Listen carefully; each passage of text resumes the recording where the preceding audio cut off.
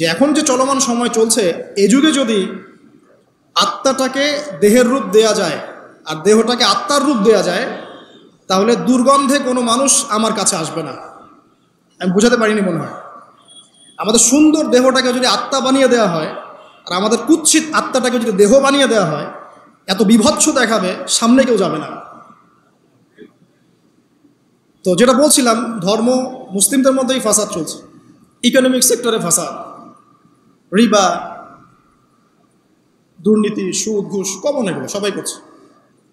মুহাম্মদ সাল্লাল্লাহু আলাইহি ওয়াসাল্লামের উম্মত কিন্তু আমরা কিন্তু আল্লাহর সেই বান্দা যাদের পিতাকে আল্লাহ পাক ফেরেশতাদের সামনে সেজদা করিয়েছেন জ্ঞানের কারণে। সমাজের ক্ষেত্রে যান, দেখবেন সমাজের কাঠামোগুলো ভেঙে পড়ছে।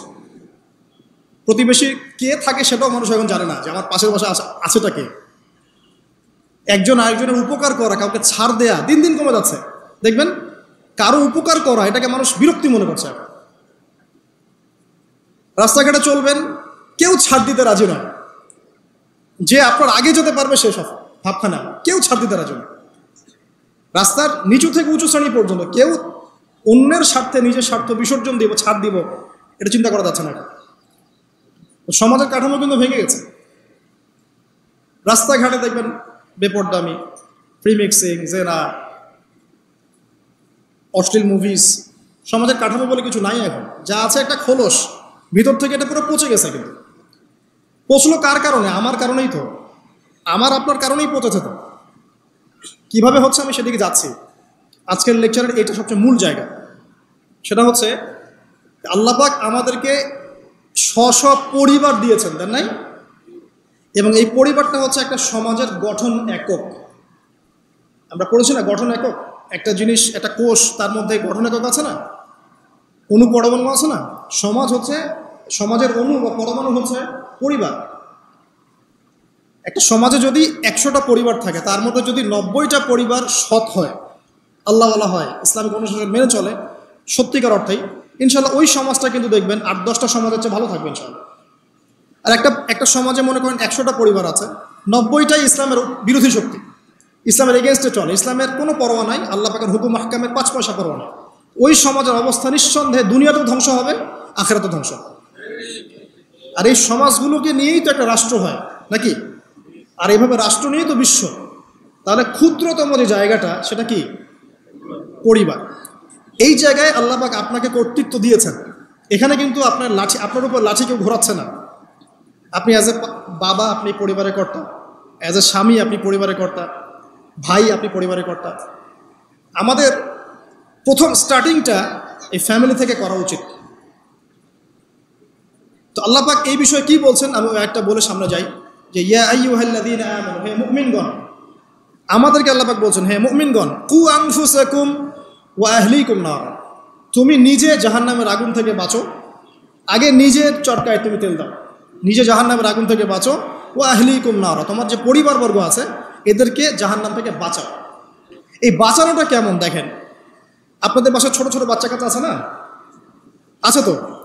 একটা বাচ্চা যদি আগুন ধরতে যায়, ধরেন ও বোঝে না যে আগুন কেমন হবে, ছোট বাচ্চা, আল্লাহ না করুন, সে ধরেন একটা কয়লা ধরতে যাচ্ছে, হ্যাঁ, আগুন হাত দিতে যাচ্ছে, তো আপনি কি করবেন? আপনি তাকে সেভ করার চেষ্টা করবেন। সে যদি বলে না আমাকে ছেড়ে দাও, আমি ধরবই, আপনি প্রয়োজনে একটা থাপ্পড় দিয়ে হলে সরাবেন এখানে, তাই না? এটা হচ্ছে বাঁচানো। আপনি আপনার শিশুটাকে এই যে হাতে আগুন নেওয়া থেকে বাঁচালেন। আল্লাহ পাক এটা বলছেন, নিজে বাঁচো, পরিবারবর্গকেও বাঁচাও। পরিবারবর্গ যদি শুনতে না চায়, না আমি জেনা করব, না আমি গান শুনবো, না আমি মদ খাবই, হ্যাঁ, না আমি এইটা করবো ওইটা করব, যদি আপনি বুঝে থাকেন যে আপনার কথাটা হক, শাসন করে হলেও তো তাকে বারণ করতে হবে। এখানে আল্লাহ পাকের নসিহত হচ্ছে, তোমরা নিজেরা জাহান্নামের আগুন থেকে বাঁচো, পরিবারবর্গকে বাঁচাও। কোন জাহান্নাম থেকে বাঁচবে? আলাইহা মালাইকাতুন গিলাযুন শিদাদ, যেই জাহান্নামে কঠিন কঠিন মনের ফেরেশতারা আছে, পাষাণ মনের ফেরেশতা। আল্লাহ পাক তাদের মনের মধ্যে কোনো দয়া মায়া দেন নাই। আমাদের মনে দয়া মায়া আছে না, এই দয়া মায়াও আল্লাহ পাক তাদেরকে দেন নাই। শুধু আযাব দেওয়ার মতো শক্তি, সামর্থ্য এবং কঠিন একটা মন দিয়েছেন। অন্য সূরায় আছে তাদের সংখ্যা 19 জন। কতজন? 19 জন, মানে তারা দায়িত্বশীল। বাকি আর যে কত হাজার লক্ষ কোটি আছে আল্লাহ ভালো জানে। আলাইহা তিসআতা আশার, আল্লাহ পাক বলেছেন। তো আলাইহা মালাইকাতুন গিলাযুন শিদাদ লা ইয়াসুনাল্লাহা মা আমারাহুম ওয়া ইয়াফআলুনা মা ইউমারুন। আল্লাহ পাক ওই ফেরেশতাদেরকে যে আদেশ করেন সেই আদেশ পালনে তারা বিন্দু মাত্র গাফেলতি করে না। এই সব ফেরেশতা থেকে যারা জাহান্নামের প্রহরী, এই জাহান্নাম থেকে তুমি নিজে বাঁচো, তোমার পরিবারকে বাঁচো। তোমরা যারা এখনো ফ্যামিলি শুরু করো নাই, যুবকদেরকে বলছি, তাদের জন্য এই অংশটুকু বেশি বেনিফিশিয়াল হবে ইনশাআল্লাহ। কারণ তোমাদের জন্য পথ চলাটা তুলনামূলক সহজ তাদের চাইতে যারা অলরেডি ফ্যামিলি ঢুকে গেছেন এবং বিপদেও পড়ে গেছেন, বা বড় হয়ে গেছেন, দীর্ঘ সময় পর্যন্ত আপনার ইসলামের এগেনস্টে চলেছেন বা আল্লাহর হুকুম আহকামের তোয়াক্কা করেন নাই, তাদের জন্য এটা অনেক কঠিন। কিন্তু যারা এখনও ফ্যামিলি স্টার্ট করো নাই বা কেবল স্টার্ট করেছো বা করতে যাচ্ছ, তোমাদের জন্য এই অংশটুকু বেশি ইম্পর্টেন্ট। আল্লাহ পাক এখানে একটা মূলনীতি দিয়ে দিলেন, নিজে বাঁচতে হবে, পরিবারবর্গকে বাঁচাতে হবে। আর আমি আগেই বললাম, পরিবার বাঁচলে সমাজ বাঁচবে, সমাজ বাঁচলে রাষ্ট্র বাঁচবে। আসেন প্রথমে আমরা দেখি যে কোরআন কি বলছে। আদম এবং হাওয়া আলাইহিস সালাম, মনে আছে? তাদের দুইজনকে আল্লাহ পাক পৃথিবীতে নামিয়ে দিয়েছেন না? যে ভুলটা তারা করেছেন সেই ভুলের ফল তারা দুইজনের সমানভাবে শেয়ার করে নিচ্ছেন না? বুঝতে পারছেন? আল্লাহর সীমা লঙ্ঘন করার পরে তাদেরকে যে আল্লাহ পাক নামিয়ে দিলেন পৃথিবীতে, এখন এই যে লম্বা সময় তাদেরকে পৃথিবীতে থাকতে হবে, পৃথিবীর এইসব ভোগান্তি পোহাতে হবে, হ্যাঁ, জান্নাতের সেই নাজ নেয়ামত থাকছে না, এই যে কষ্টের পথ চলা, এই পথ চলাতে কি স্বামী স্ত্রী একসাথে না? এভাবে যদি পরিবারের স্বামী এবং স্ত্রীরা তাদের জীবনের উদ্দেশ্যটা ফিক্স করতে পারে এবং সমস্ত বাধা বিপত্তিকে হাসি মুখে একসাথে ডিঙাতে পারে, পরিবারে শান্তি আছে। যদি না পারে তাহলে বুঝবেন যে সে আদর্শ স্বামী ছিল না, অথবা সে আদর্শ স্ত্রী ছিল না। এখান থেকে শিক্ষা হচ্ছে দুইজনের জীবনের উদ্দেশ্য একই রকম হতে হবে, দুইজনের লাইফের মিশন সেম হতে হবে, তখন আপনি পরিবারে শান্তি পাবেন ইনশাআল্লাহ। যদি না হয় তাহলে আপনি বিয়ের মধ্যে ভুল করেছেন। অতএব এই জায়গায় নসিহতটা প্রথম নেন। তারপরে চলে আসেন নূহ আলাইহিস সালাম, মনে আছে নাম? তার একজন ছেলে ছিল, সে কি মুমিন ছিল? পড়েন নাই? সে কিন্তু মুমিন ছিল না, সে অস্বীকারী ছিল। তার নূহ আলাইহিস সালামের স্ত্রী, সে কি মুসলিম ছিল? চিন্তা করতে পারেন, একজন নবীর স্ত্রী মুসলিম নন, একজন নবীর ছেলে, তিনি আল্লাহর আদেশের পরোয়া করছেন না। আল্লাহ বলছেন লাইসা মিন আহলিক, এই ছেলে তোমার পরিবারের কেউ না। নূহ আলাইহিস সালাম বলছেন, হে আল্লাহ, সে আমার পরিবারের একজন, তাকে ক্ষমা করে দাও। আল্লাহ বলছেন লাইসা মিন আহলিক, সে তোমার পরিবারের কেউ না। নবী পরিবারের সদস্য হওয়া সত্ত্বেও লূত আলাইহিস সালামের স্ত্রী, সে কি জান্নাতি না জাহান্নামী? তাহলে এখানে বোঝেন যে নবী পরিবার হলেও যদি ব্যক্তিগত পর্যায়ে মানুষের মধ্যে ঈমান ইসলাম না থাকে, তাহলে এইসব বংশের পরিচয়, রক্ত, বর্ণ, জাতীয়তাবাদ, ভাষা, এগুলো মানুষকে আল্লাহর আযাব থেকে বাঁচাতে পারবে। নবীর পরিবারের সদস্য হওয়া সত্ত্বেও তারা জাহান্নামে যাচ্ছে। শ্রোতা হারিম পড়ে। তাহলে আমাদের কাজ কি? নিজের চটকাটা তেল দেওয়া ভালো করে। আমি কত বড় আলেমের ছেলে, আমি কত বড় দায়ীর স্ত্রী, আমি কত বড় মানে মুফাসসির মুহাদ্দিসের সন্তান, ভাই, এসবের কোনো মূল্য নাই। নিজে আমি ভালো কিনা, নিজে প্রকৃত মুসলিম মুমিন কিনা, এটার মূল্য আছে। এই কারণেই হয়তো আমাদের নবী সাল্লাল্লাহু আলাইহি ওয়াসাল্লাম তার মেয়ে ফাতিমা রাদিয়াল্লাহু আনহাকে বলছেন, হে ফাতিমা, হে আমার কলিজার টুকরা মেয়ে, হে আমার কলিজার টুকরা মেয়ে, তুমি শোনো, পৃথিবীতে আমার কাছে যা চাওয়ার তুমি চেয়ে নাও, পরকালে আমি তোমার কোনো হেল্প করতে পারছি না। অথচ আমরা জানি নবী সাল্লাল্লাহু আলাইহি ওয়াসাল্লাম সবার জন্য কি করবেন? সুপারিশ করবেন, সেটা অন্য বিষয়। তোমাকে তোমার হিসাব একাই দিতে হবে, নবী সাল্লাল্লাহু আলাইহি ওয়াসাল্লাম এটা বলছেন। একদিন তিনি বাসায় ঢুকলেন, দেখছেন আয়েশা রাদিয়াল্লাহু আনহা কান্নাকাটি করছে। আয়েশা, আর বলে রাখি, আয়েশা রাদিয়াল্লাহু আনহা সম্পর্কে আমাদের নবীজি বলেছেন, তাকে প্রশ্ন করা হচ্ছে, আপনি পৃথিবীতে সবচেয়ে বেশি কাকে ভালোবাসেন? তিনি বলছেন আয়েশাকে। তারপরে কাকে ভালোবাসেন? আবু বকর। তারপর কাকে ভালোবাসেন? ওমর। কথা বুঝতে পারছেন? তো সেই আয়েশা রাদিয়াল্লাহু আনহা বাসায় কান্নাকাটি করছেন। তিনি বলছেন, কি জন্য কাঁদছো হে আয়েশা? আয়েশা রাদিয়াল্লাহু আনহা বলছেন, জাহান্নামের আযাবের ভয়ে আমি কাঁদছি। কি হবে ইয়া রাসূলুল্লাহ আমাদের শেষ হলো? তখন আল্লাহর নবী তার স্ত্রীকে বলছেন, যাকে তিনি সবচেয়ে বেশি ভালোবাসেন, তাকে বলছেন, তিনটা ক্ষেত্র বা তিনটা জায়গা আছে যখন পৃথিবীর কোনো মানুষকে চিনতে পারবে না পরকালে, এমনকি আমিও তোমাকে চিনতে পারবো না। সেটা কি? যখন এই যে মিজানের পাল্লাটা দাঁড় করানো হবে, এই যে এটা ভারী হচ্ছে না হালকা হচ্ছে, এই সময় কেউ কাউকে চিনবে না, কারো কথা কারো মনে থাকবে না। যে গার্লফ্রেন্ডের জন্য আপনি জীবন দিচ্ছেন তার কথা আপনার মনে থাকবে না। যে স্ত্রী সন্তানের জন্য আপনি সারা জীবন দুর্নীতি করে গেলেন তার কথা আপনার মনে থাকবে না।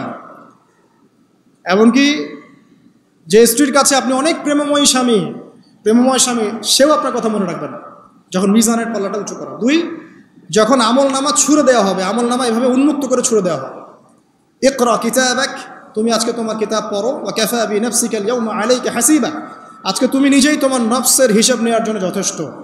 এই সময় আয়েশা আমি তোমার কথা মনে রাখতে পারবো না। একটা হচ্ছে যখন মানুষ পুলসিরাত পার হবে, তখন কেউ কারো কথা মনে রাখতে পারবে না। এখান থেকে শিক্ষা কি? নূহ আলাইহিস সালামের পরিবারের সদস্য হয়েও তারা আল্লাহর আনুগত্য না করার কারণে জাহান্নামে যাচ্ছেন। লূত আলাইহিস সালামের পরিবারের সদস্য হয়েও ঈমান না আনার কারণে তারা কি করছেন? জাহান্নামে যাচ্ছেন।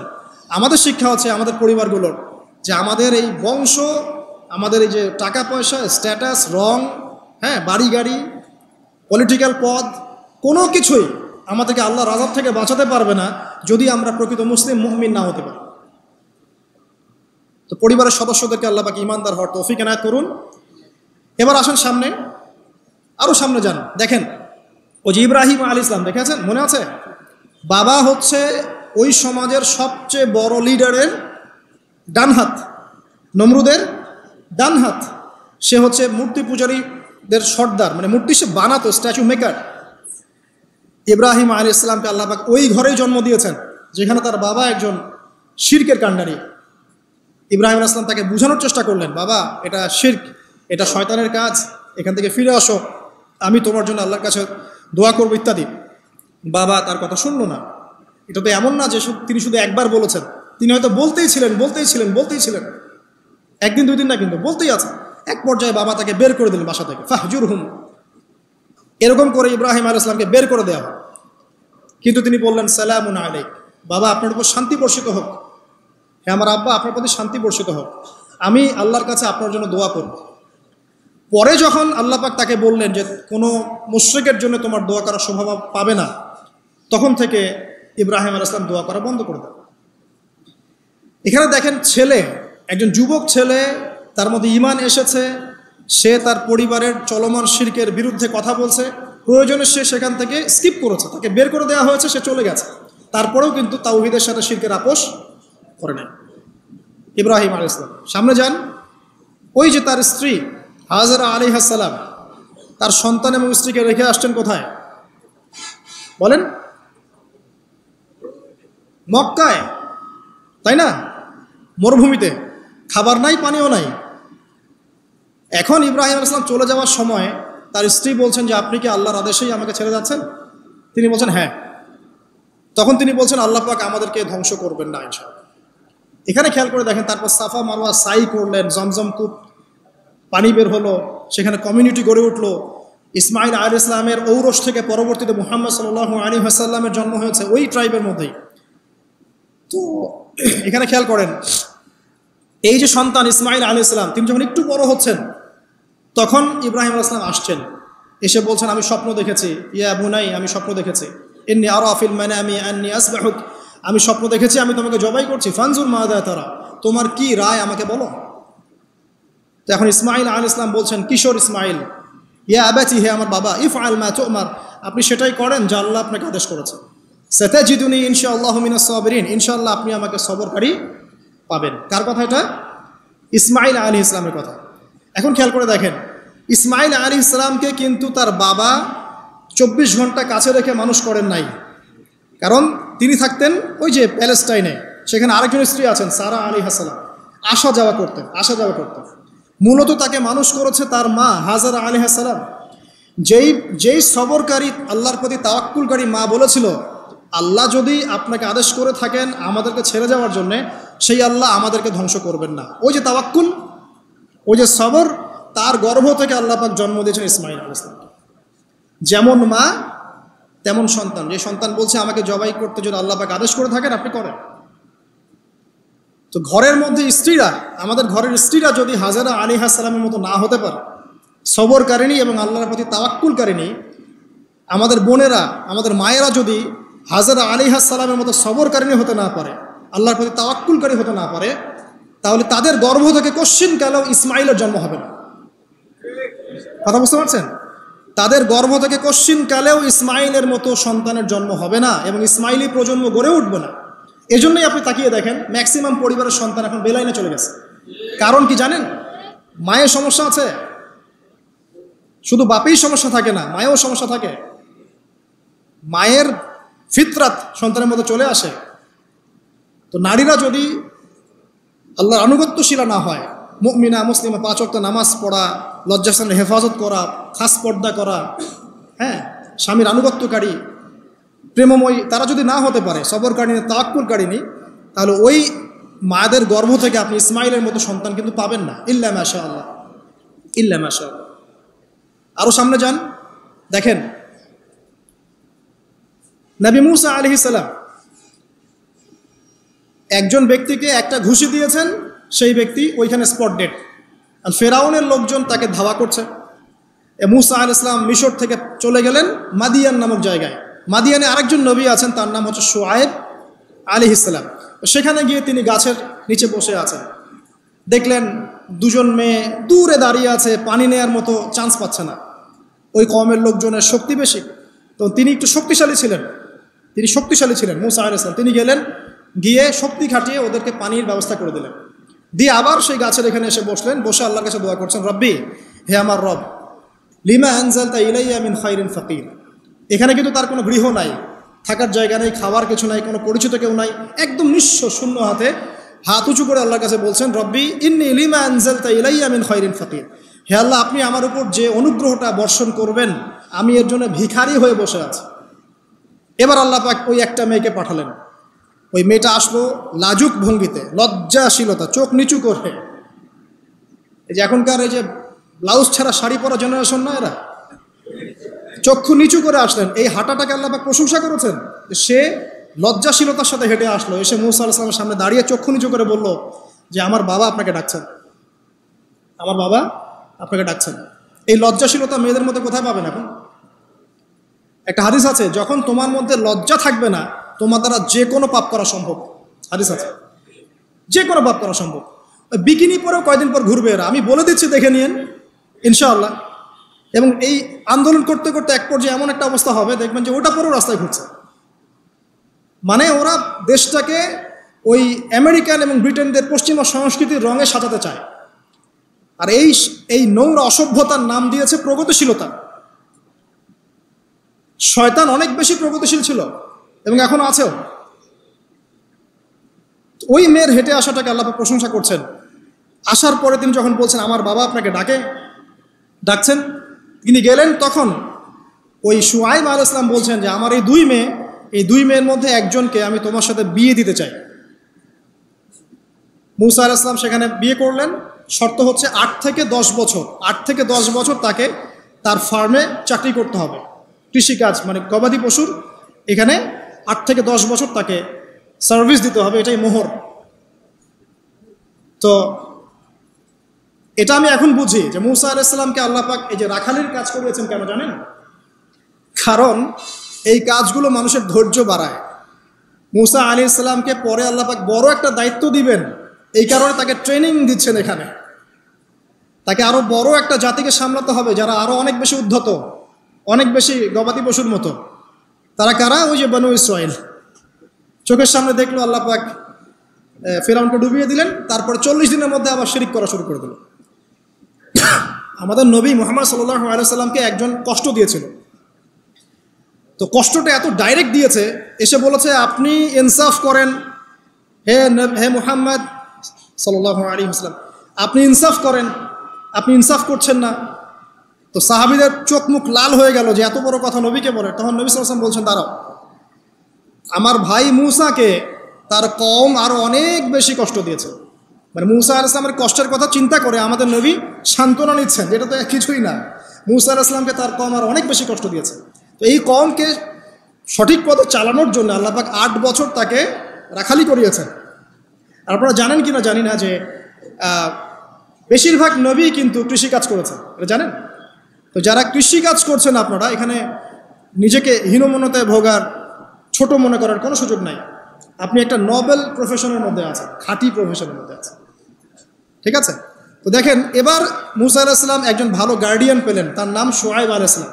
সেখানে বাড়ি পেলেন, সেখানকার জামাই, তিনি চাকরি করছেন, মানে তার সব কিছুই অনুকূলে। ওই যে দোয়া কিন্তু কবুল হয়ে গেল। সতী পুত পবিত্র একটা মেয়ে আল্লাহ পাক তাকে দিয়ে দিলেন। কারণ মুসা আলাইহিস সালাম ছিলেন অনেস্ট, মুসা আলাইহিস সালাম ছিলেন একটা সৎ ব্যক্তি, অনেস্ট, যিনি কখনো অশ্লীল কোনো পথে পা বাড়ান নাই। ঠিক তেমন একজন মেয়েকে আল্লাহ পাক তার জীবন সঙ্গিনী করে দেবেন। তাই আমাদের শিক্ষা হচ্ছে, আমরা যদি নিজেদেরকে পবিত্র রাখতে পারি, তোমাদেরকে বলছি, ইনশাআল্লাহ তুমি তোমার জীবনে পুত পবিত্র নেককার স্ত্রী পাবে। কিন্তু তোমরা যদি এখনকার এইসব প্রলোভনে পড়ে যে না, মদ, পর্ন, হাবিজাবি সব কিছুর মধ্যে ঢুকে যাও, মাদক ইত্যাদির মধ্যে, পুত পবিত্র নারী আসবে না। দেখবা যে এমন নারী তোমার জীবনে আসছে যে নিজেও পবিত্র না। কিফা কিরম, আল্লাহ পাক ব্যালেন্স করেন সবসময়, ইল্লা মাশাআল্লাহ। শুধু তাই নয়, শুআয়ব আলাইহিস সালামের মতো একজন গার্ডিয়ান তিনি পেলেন, যিনি তাকে দিনের পথে হেল্প করলেন। পরবর্তীতে মুসা আলাইহিস সালাম নবী হলেন। এখান থেকে একটা প্রমাণ আছে, দলিল, সেটা হলো বাড়ির গার্ডিয়ান যদি দিনদার হয়, শুআয়ব আলাইহিস সালামের মতো সাপোর্টিং হয়, পরিবারবর্গকে দিনের জন্য সাপোর্ট করছে, সেই পরিবারের মধ্যে শান্তি আসবে ইনশাআল্লাহ। এবং সেই পরিবারের যুবকরা সৌভাগ্যবান, যুবতীরাও সৌভাগ্যবান, সেই পরিবারের সন্তান সন্ততিরা সৌভাগ্যবান। তাই পরিবারের গার্ডিয়ান যারা আছেন, আজকের খুতবা শুনছেন, আপনারা সাপোর্টিভ হন, পরিবারকে দিনের ক্ষেত্রে সাপোর্ট দেন, একটা ভালো প্যারেন্টিং করেন, মানে সন্তানদেরকে সুন্দর প্যারেন্টিংসের মধ্যে নিয়ে আসেন। আসুন সামনে যাই, এবার একটু কনক্লুশনের দিকে যাচ্ছে, আসেন। তো কোরআনের পরতে পরতে এরকম দলিল আছে। আরও দেখবেন, ইয়াকুব আলাইহিস সালাম মৃত্যুবরণ করছেন, সন্তানদেরকে ডেকে বলছেন যে আমার পরে তোমরা কার ইবাদত করবে। মানে তিনি কনসিয়াস যে আমার পরে বাচ্চা কাচ্চারা আবার যেন বিভ্রান্ত হয়ে না যায়, তোমরা কার ইবাদত করবে, ডেকে বলছেন। আর আমরা ওই সময় ডেকে বলতাম যে আমার ব্যাংকেরে 10 কোটি টাকা আছে, 1 কোটি ওকে দিস, 1 কোটি ওকে দিস, হ্যাঁ আমার জমি জমা এগুলা আছে, ওকে এটা দিস, ওকে এটা দিস। উনি ডেকে বলছেন তোমরা আমার পর কার ইবাদত করবে। সন্তানরা বলছে আমরা এক আল্লাহর ইবাদত করব, যার ইবাদত আপনি করেছেন, আপনার পিতাও করেছেন। সচেতন গার্ডিয়ান। সামনে যান, আপনি দেখবেন ইউসুফ আলাইহিস সালাম, যিনি যে জেলখানায় বন্দী হলেন, পরে মিশরের খাদ্যমন্ত্রীর দায়িত্ব পেলেন, তার বাবা ইয়াকুব আলাইহিস সালাম কাঁদতে কাঁদতে চোখ অন্ধ হয়ে গেল। দেখেন, যখন ইউসুফ আলাইহিস সালাম তার ভাইদেরকে বললেন এই যে রুমালটা, এই রুমালটা নিয়ে যাও, আমার বাবার চোখের উপরে দিবে, ইনশাল্লাহ সে দৃষ্টিশক্তি ফিরে পাবে। এটা পড়েন নাই মনে হয়, সূরা ইউসুফের মধ্যে আছে। এই রুমালটা যখন আমার বাবার চোখের উপর দিবে, তখন সে তার দৃষ্টিশক্তি ফিরে পাবে।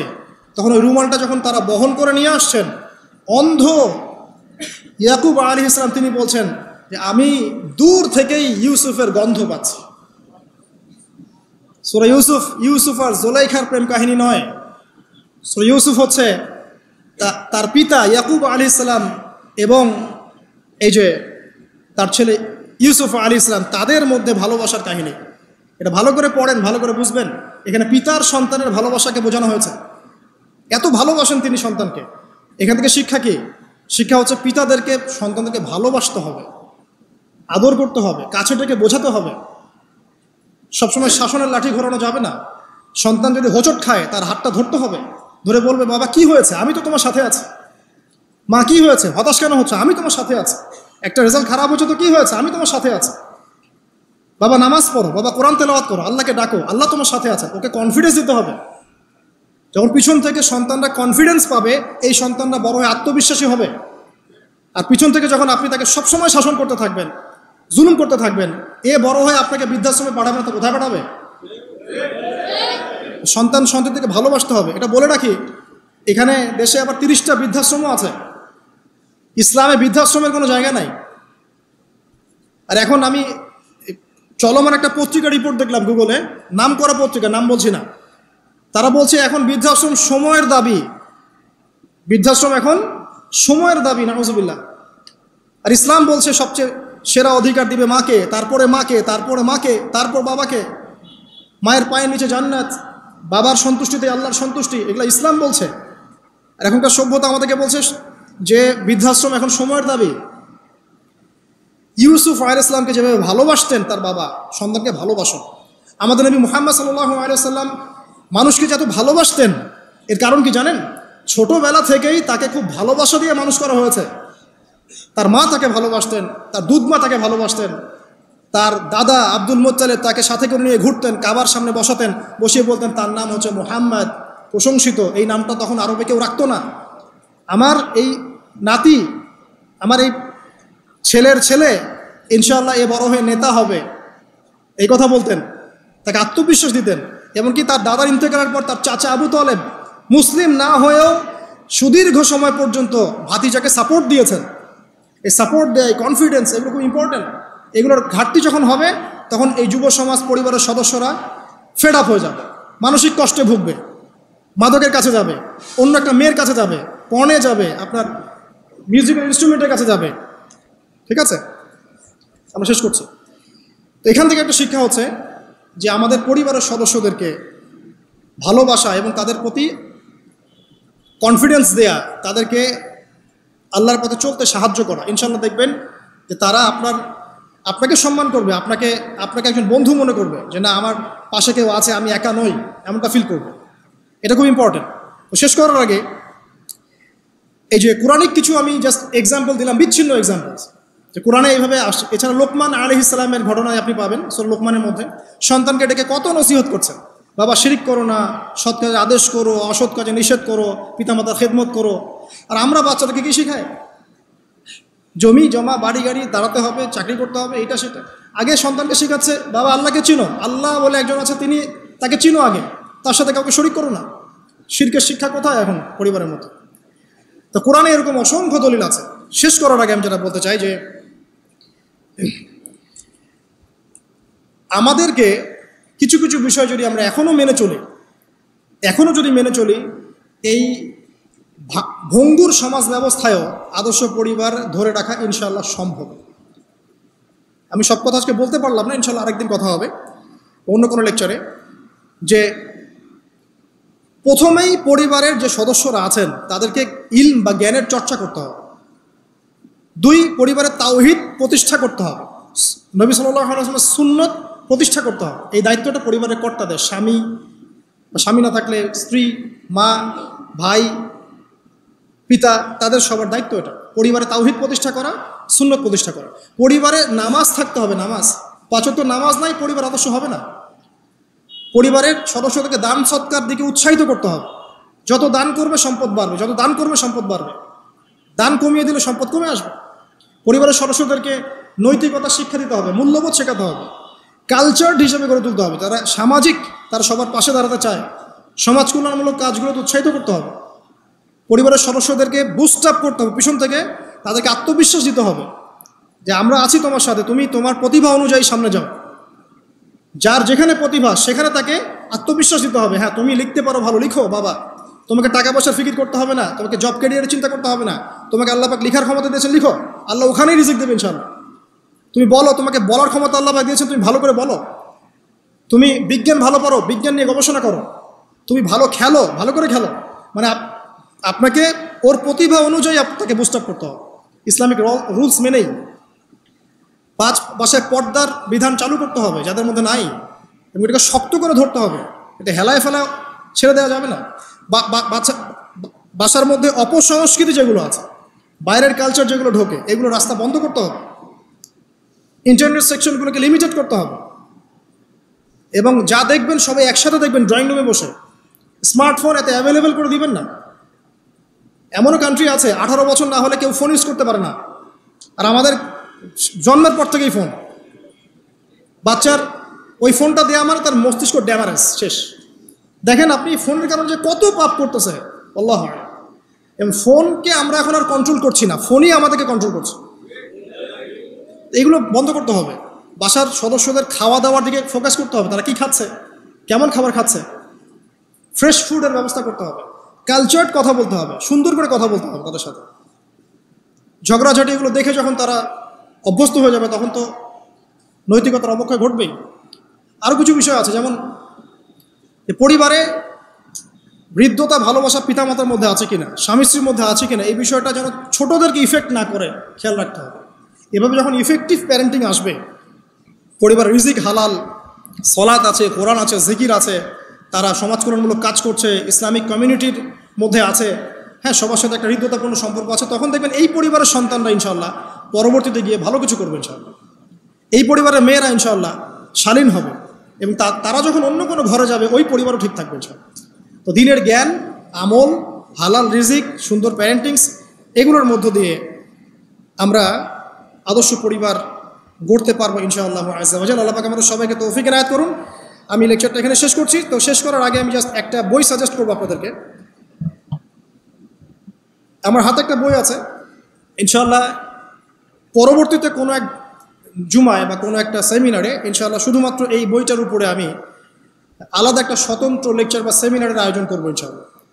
বইটার নাম হচ্ছে প্যারেন্টিং, জাস্ট সন্তান প্রতিপালন। আমি জাস্ট দেখাচ্ছি বইটা, জাস্ট সন্তান প্রতিপালন, প্যারেন্টিং। এটা টোটালি ইসলামিক বই। আমি এমন করে বলছি না যে এটা ইসলামিক মূলনীতি এখানে একপেশেভাবে উপস্থাপন করা হয়েছে, এমন নয় বিষয়টা।